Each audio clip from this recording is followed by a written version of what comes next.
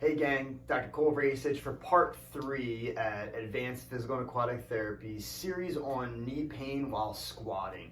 So we looked at the knee and how we can assess and prevent those knees from collapsing in and build some lateral hip strength. We looked at, in part 2, the ankle mobility and flexibility there that might limit the ability to track that knee forward over the foot while we're getting up out of a chair.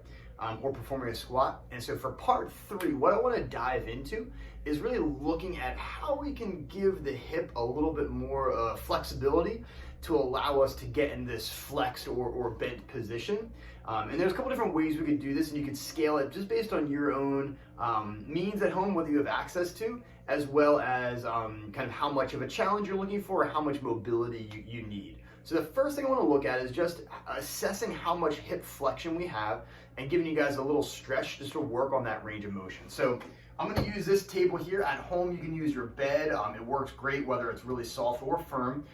Sofa, depending on how deep it is, or a yoga mat if you can get on and off the floor comfortably, are all great options. But for the sake of today, I'll just use my treatment table here.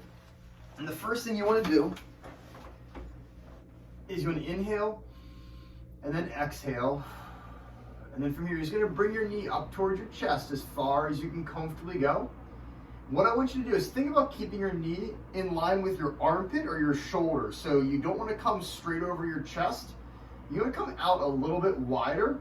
And you can see with me how much more motion I get from here versus here. Just anatomically, this is a little bit better position for us. If it hurts your knee to hold on the top of your shin, what I want you to do is hold underneath your thigh. And then just take another couple breaths in through your nose and out through your mouth in this position for about 10 to 30 seconds. If you want a deeper stretch, straighten out your opposite leg and then just switch sides. So come up, straighten that other leg out if you want more of a stretch. And then we'll repeat that for a good 10 to 30 seconds.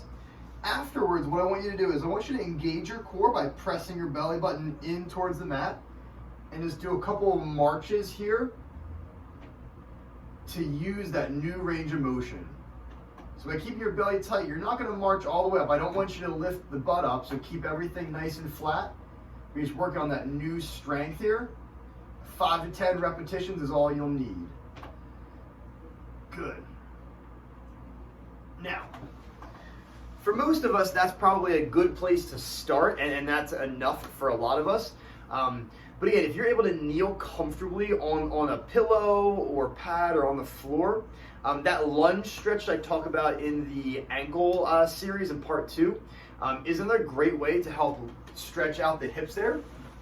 Or essentially, I'm just kneeling in the same position, but what I'm doing is I'm not arching my back, I'm rolling my hips in and forward to feel a good stretch on the front of that thigh there, and then just shifting my weight forward. So again, you can see I'm not arching my back at all.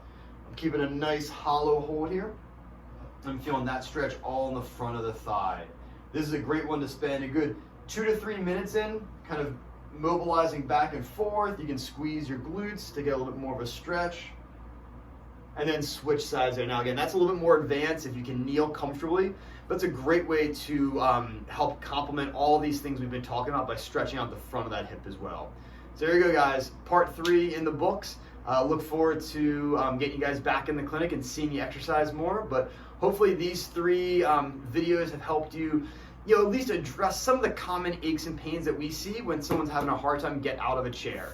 Again, stay well, stay healthy, and be safe, guys. See ya.